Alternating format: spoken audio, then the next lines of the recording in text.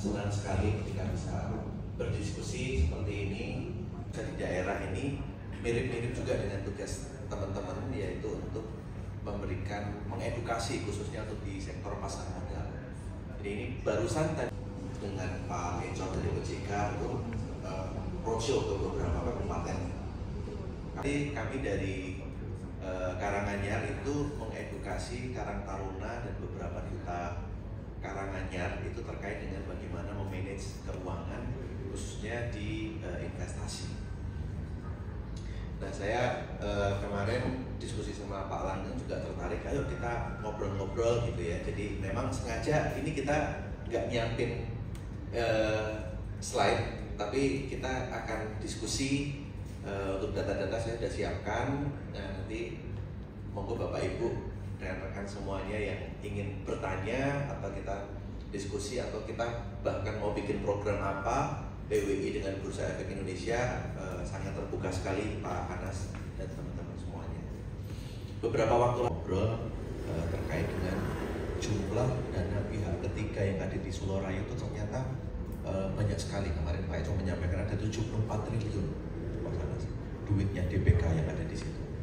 Kemudian Mas Wali juga kaget, banyak juga ya dana yang terhimpun itu, banyak juga dana yang terhimpun di masyarakat. Kemudian Mas Wali menyampaikan, kira-kira apa nih? Beliau meminta kami dari forum industri itu mengumpulkan data-data untuk beliau mengeluarkan kebijakan yang bisa meningkatkan pertumbuhan ekonomi di tempat kita. Di Solo juga banyak sekali loh Pak, untuk sektor pasar modalnya 1 bulan itu 1 triliun. Kaget juga, banyak juga ya. Itu 1 triliun itu 1 bulan, itu urutan pertama pasti ya kalau untuk di wilayah Solo Raya pertama. Kemudian Mas Wali ingin benchmarknya adalah coba deh Mas Mira cariin data untuk yang di Jogja sama Semarang, kita pengen tahu. Nah ini dengan Mas Pati, kemudian beberapa bupati, peningkatan literasi keuangan khusus di pasar modal.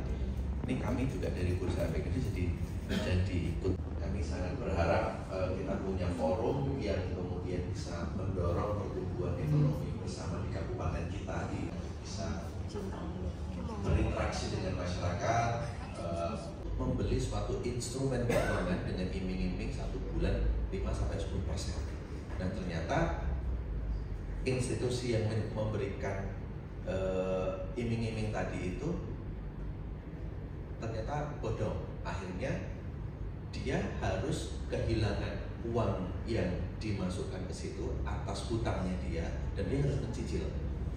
Jadi ini memang dari teman-teman perbankan kita diskusi itu ada kekhawatiran peningkatan kredit yang nggak lancar ini di era-era sekarang ini berpotensi untuk meningkat. Nah, kenapa bisa meningkat? Karena tadi literasi masyarakatnya terhadap instrumen keuangan juga masih dalam tanda kutip masih mudah untuk terprovokasi atau teriming-iming dengan janji-janji yang nggak rasional sebenarnya. Hal-hal yang tidak masuk di akal dengan iming-iming yang tinggi, kemudian pengen cepat dapat keuntungan yang besar, akhirnya dia gimana caranya untuk bisa injek dana di situ. Ya wes, aku menggantikan rumah, atau aku menggantikan sertifikat, atau aku menggantikan SK di suatu perbankan, kemudian bank itu saya taruh duit yang dari bank itu saya taruh di instrumen yang katanya bisa memberikan 5-10% sebulan.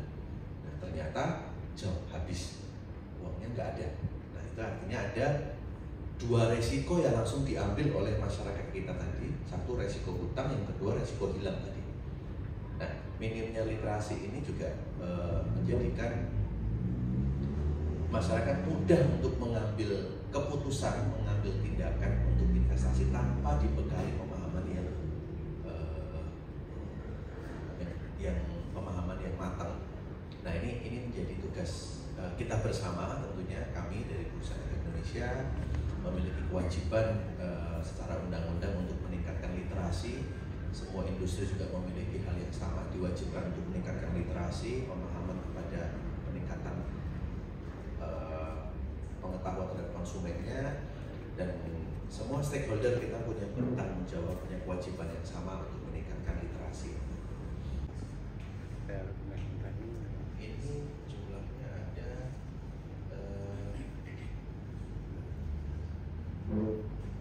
posisi April itu jumlah investor yang ada di Solo Raya,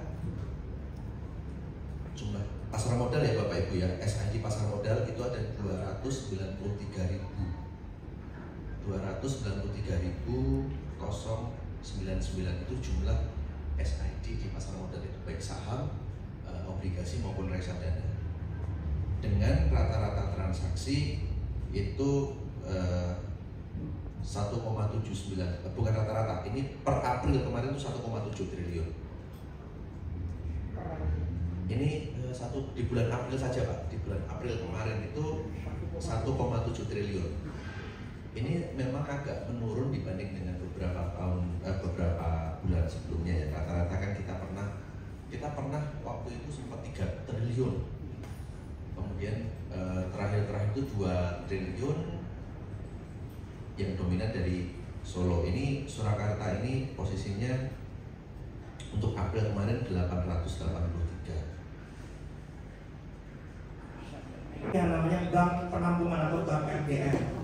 Nah, bank RDN ini digunakan ketika ini ada 4 Bapak Ibu, ada BCA, ada Permata, ada Mandiri dan juga ada Sinarmas. Dan tanpa mengirim berkas fisik, silakan Bapak Ibu jika rekening pribadinya adalah BCA, pilihnya bank RDN-nya BCA. Di awal sudah sudah diisi apakah sudah benar atau Anas selaku Ketua PWI ini dalam rangka acara apa Pak Anas?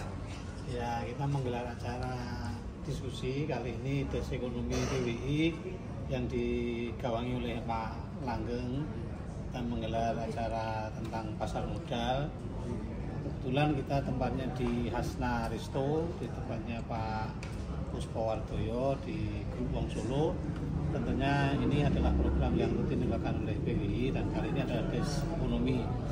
Tentu kami memberikan apresiasi dan terima kasih yang sebesar-besarnya kepada Pak Puspowardoyo yang sudah memfasilitasi untuk tergelarnya acara ini. Support beliau luar biasa di berbagai acara kegiatan PWI selalu mensupport, bukan hanya di Des Ekonomi tapi juga di bidang-bidang yang lain. Oh ya, 1, 2, 3. PWI Surakarta.